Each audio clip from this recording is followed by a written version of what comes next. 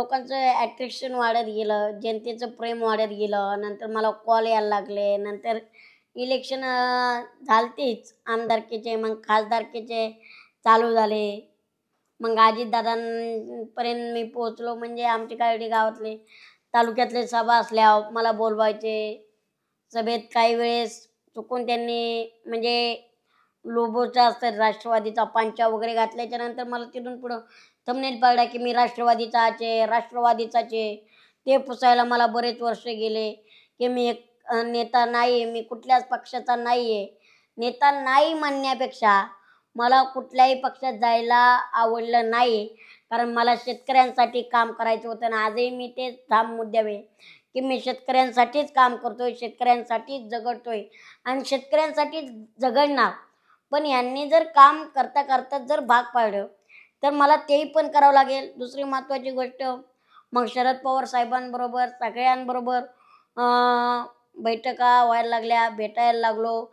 आजही आमचं चांगलं रिलेशन आहे. आणि सगळ्यात महत्त्वाचं काय आहे, मला आत्ता पण सगळ्या पक्षांचे ऑफर येतात की घनश्याम तू आमच्या पक्षात ये, आमच्या पक्षात ये. पण नाही, मला पक्षात जायचं नाही, मला पक्षासाठी काम करायचं नाही, तर मला जनतेसाठी काम करायचं आहे. आज घनश्याम दरोडे जो दिसतोय ना तो तसाच आहे. म्हणजे आज एकही नेता म्हणू शकत नाही की तू आमच्यामुळेच, आणि एकही पक्ष म्हणू शकत नाही की तुला आम्ही मोठा केला आहे. आम्ही उलट पक्षाला सांगू शकतोय तुमचे नेते आम्ही निवडून दिलेत. ही आमची एवढी ताकद आहे. आज घनश्याम दरोडे इतका धुतल्या तांदळाचा आहे की त्याच्यासारखं शुद्ध चारित्र्य कुणाचं नसेल. त्यामुळं मला कुठल्याही पक्षात जायचं नाही. आणि दुसरी गोष्ट, जनतेचं प्रेम मिळतंय. सगळ्यांना माहिती आहे घनश्याम दरोडे एक शेतकरी पुत्र आहे.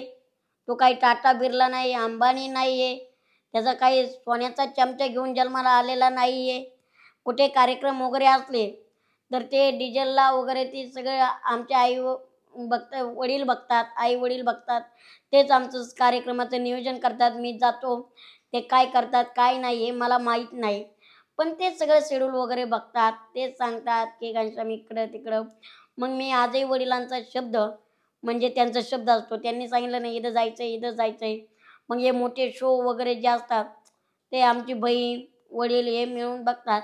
आणि सगळ्यांना माहिती आहे मी एक शेतकरी कुटुंबातून आहे. त्यामुळं आर्थिक जीवन हे जर बघवायचं असेल तर शेतीला हा पण व्यवसाय आहे. आपण छोटा मोठा करून, आणि जे आपल्याला लोकांसाठी जगायचं ठरवलेच आहेत तर आम्ही लोकांसाठी बी जगतोय. आणि लोक पण आमच्यावर इतके प्रेम करतायत जनता की मला वाटलं नव्हतं की एका शेतकरी पुत्राला एवढं मोठं लोक डोक्यावर घेतील, त्याला त्याच्या मनात जागा देतील. आज पण जनता एवढं प्रेम देते त्यांचं मी कायम ऋणी, कायम म्हणजे कायम.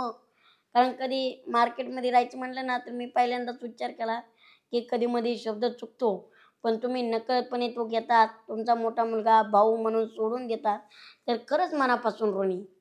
माझी पवार साहेबांबरोबर पहिली भेट 2016ला झालती.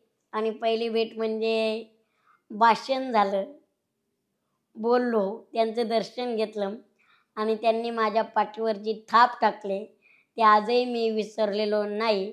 आणि खरं तर मी एकच सांगेन, पवारसाहेब आजही सत्तेत असतील किंवा नसतील, पण खरं तर म्हणलं तर आजही शेतकऱ्यांच्या मनात त्यांच्याविषयी खूप मोठं स्थान आहे. कारण एक पक्षाचा नेता म्हणून नव्हे तर एक शेतकरी पुत्र म्हणून बोलेन की शरद पवारसाहेब माणूस असा एक नंबर माणूस आहे की सरसकट कर्जमाफी करणारा पहिला माणूस म्हणजे शरदचंद्रजी पवार साहेब.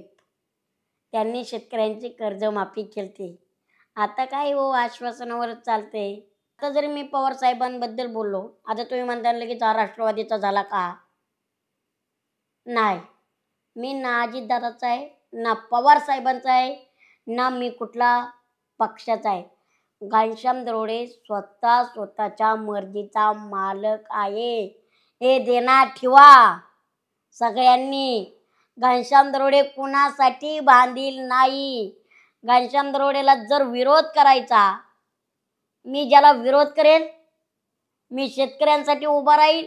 शेतकऱ्यांच्या बाबतीत जर तुमच्या भूमिका चुकल्या तर मी विरोध करणार म्हणजे करणार. कारण माझा एक शेतकरी पुत्र म्हणून हक्क आहे. तुम्हाला विरोध करणं, तुम्हाला विचारांनी वटणी आणणं. आणि दुसरी गोष्ट म्हणजे सगळ्यांना एक प्रश्न पडतो, घनश्याम दरोडे पुढारी नाव लावतो, ना पद ना काय, मग पुढारी कसं म्हणतात? अरे भावांनो, मला जनतेने पद दिलेलं आहे, हे कोणी नाही. आणि पुढारी पद कोणी काढूनही घेऊ शकत नाही, कारण हे जनतेच्या मनातलं पद आहे. आणि दुसरी गोष्ट म्हणजे असं समजू नका की मी राजकारण करण का नाही. मी सध्या दुहेरी भूमिकात आहे. दुहेरी भूमिकात म्हणजे कसं, जर तुम्ही शेतकऱ्यांची नीट कामं नाही केली, शेतकऱ्यांसाठी कायम विरोधात राहिलात, स्वतःची पोळी भाजण्यासाठी जर स्वार्थपणा केला, तर मी इलेक्शन सुद्धा करू शकतोय, मी लढू शकतोय. मी आता समाजकारण करतोय, पण मी इलेक्शन सुद्धा लढू शकतोय. ध्यानात ठेवा. तेव्हा सांगेल माझा पक्ष कुठला असेल, कुठे नाही. पण असं समजू नका की घनश्याम दरोडे राजकारणात येणार नाही. घनश्याम दरोडे राजकारणात सुद्धा येईल. ध्यानात ठेवा. त्यामुळं कामं करतानाच असे करा की मला समाजकारण सोडून राजकारणात येता नाही आलं पाहिजे. एकतर मला राजकारणाची बिलकुल आवड नाही, समाजकारण करायचंय. पण तुम्ही जर गलिच्छ पद्धतीने राजकारण केलं तर मला राजकारणात सुद्धा घेऊन दाखवा लागेल की शेतकरी पुत्राचं राजकारण कसं असते. तर माझ्या सर्व रसिक मायबापांनो आणि ट्रोलर्सवाल्यांनो, तुम्हाला मी एक सांगा, तुम्ही शेंगदाणा म्हणा, फुटाणा म्हणा, नाहीतर चपाती म्हणा, मला फरक पडत नाही. ध्यानात ठेवा. लोकांनी बदामाला किती नावं ठेवले तरी बदामाची किंमत मार्केटमध्ये कधी संपत नसते. कारण बदाम खाणारे थोडीच असतात, पण ते घेणारे आणि खाणारे कायमचे असतात. तसेच रसिक मायबापांनो, तुम्ही माझे आहात. तुम्ही कायम माझ्यावरती प्रेम करत आहात आणि तुमच्या आशीर्वादाने कायम नवीन नवीन कामं मिळत जातात, भेटतात. पण दुर्दैव आणखीन एक गोष्टीच वाटतं, आपल्या मराठी कलाकारांच्या बाबतीत आणखीनही कुठेतरी आपण मागे राहतोय का. बरेच दिग्गज मराठी कलाकार आहेत, मी माझ्या बाबतीत तर सांगणारच आहे. पण एक प्रश्न सुचला म्हणून सहज बोलून जातो की मराठी कलाकारांच्या बाबतीत आणखीन एक त्रास आहे खूप, की आपलीच माणसं आपल्या माणसाला मोठं करत नाही. कारण आता माझ्याच बाबतीत एक उदाहरण सांगतो. मी एका सिरियलसाठी ऑडिशन दिलं, पण त्यांनी मला डावललं. जेणेकरून ते काय म्हणले की तुम्ही त्या कॅरेक्टरमध्ये जात नाही, तुम्ही ग्रामीणच्या आहात, शहरातले नाही. तर मला एकच सांगायची, मराठी माणसाला मराठी माणसानेच मोठं केलं पाहिजे. आम्ही ग्रामीणमधून येतो म्हणजे आम्ही सिरियल करू शकत नाही का? आम्ही मोठ्या पडद्यावर दिसू शकत नाही का? आम्ही ग्रामीणचे आहेत म्हणून ग्रामीण का? आम्हाला अनुभव नाही का? बरं आम्ही शिकणार कुठे? तर मला एकच सांगायचं आहे, सगळ्यांना, मराठी कलाकारांना सगळ्यांनी साथ द्या. मराठी कलाकार हतबल होत चालला आहे. बघितले ना आपण, ज्येष्ठ अभिनेते रडाई येते, डोळ्यात पाणी येते का? तर मराठी लोक मागं पडायला लागल्यात. मराठी लोकांना साथ नाही दिली, हे बाहेरची येऊन आपला गळा दाबतील बरं का. आणि मग आपला गळा दाबला तर मराठी राहणार नाही. त्यामुळं बाहेरच्यांना मोठं करू नका, मराठीला मोठं करा. बघितलं ना, मराठीची ताकद होती तर हिंदीवाल्यांची काही शक्ती चालली नाही. हिंदी असावी, माझा भाषेला विरोध नाही, पण पाचवीच्या पुढेच पहिली दुसरीच्या मुलांना नाही. त्यामुळं मराठी माणसांनो, सिनेमा असेल, चित्र असेल, प्रत्येक मराठी माणसाने मराठी माणसाला मोठं केलं पाहिजे. खरेदी करताना मराठी माणसाकडूनच खरेदी करा, बाहेरच्यांना मोठं करू नका. हे ध्यानात ठेवा. आणि जळणाऱ्यांनो, तुम्ही असंच जळत राहा. तुम्ही प्रगती नका करू, काय नका करू.